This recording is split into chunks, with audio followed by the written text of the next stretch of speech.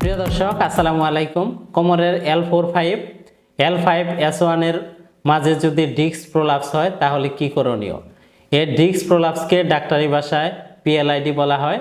এই PLID জনিত কোমর ব্যথা হলে কোমরে তীব্র ব্যথা হয়, কোমর ভারী ভারী লাগে, কোমর হেভিনেস লাগে। কোমর থেকে ব্যথা অনেক সময় পায়ের দিকে রেফাট হয়, পায়ের দিকে ছড়িয়ে পড়ে ঝিনঝিন বারবার অবশ অবশ লাগে। হাঁটা চলাফেরা করলে কোমরের ব্যথা বেড়ে যায়। অনেক সময় কোমরের ব্যথার তীব্রতা এতটাই বেশি থাকে যে বিছানায় শুয়ে থাকা অবস্থায় এক কাত থেকে আরেক কাত হবে এরকম করার শক্তি পর্যন্ত থাকে না।